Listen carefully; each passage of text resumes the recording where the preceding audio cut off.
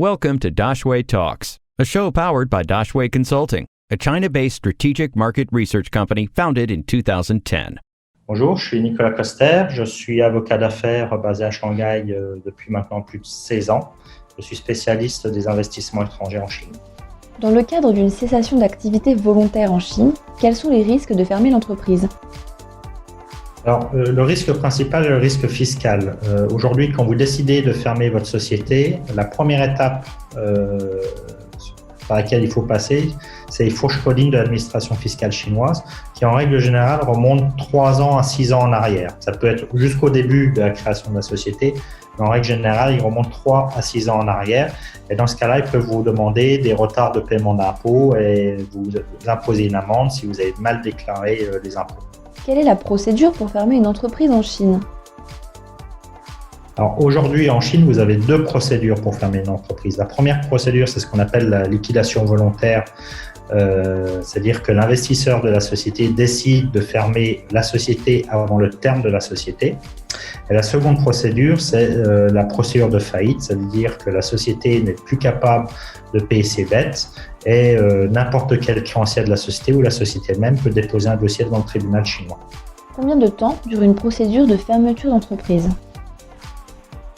Alors, une procédure de fermeture d'entreprise peut se boucler en 2 à 3 mois si la liquidation fiscale se passe bien et si c'est une liquidation volontaire. Mais si la liquidation fiscale se passe mal, ça peut aller au-delà, ça peut aller de 6 à 12 mois, voire plus dans certaines régions de Chine. Y a-t-il des différences lorsque l'on veut fermer une joint venture, une WOFI ou un bureau de représentation ? Alors, il n'y a pas de différence procédurale pour la joint venture, la WOFI.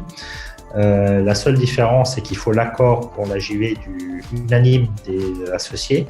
Et donc, si le partenaire chinois refuse de donner son accord, dans ce cas-là, on ne peut pas liquider la société, sauf à passer par une procédure de faillite. Donc, c'est pour ça que nous, au cabinet, on a des sociétés, des JV dans les cartons depuis des années parce que le partenaire chinois refuse le divorce.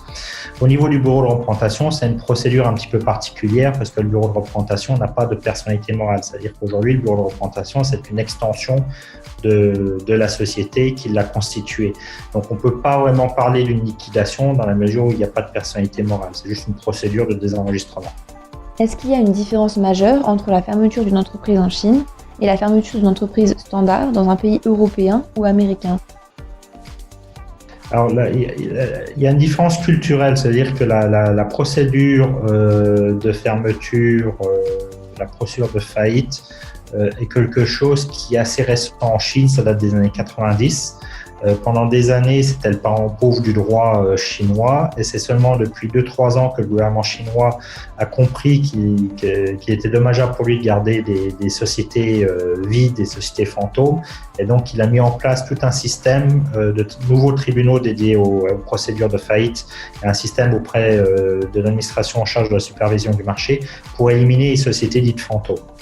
Qu'arrive-t-il aux employés lorsqu'une entreprise est fermée volontairement ? Alors, en règle générale, la fermeture volontaire d'une société constitue un droit d'arrêter le contrat de travail et donc un droit au licenciement des employés. Bien entendu, il faudra payer les indemnités légales, mais c'est une des causes d'arrêt du contrat de travail. Any questions? We will find an expert to answer them. Drop your questions in the comments or send us an email, dx@dashwayconsulting.com.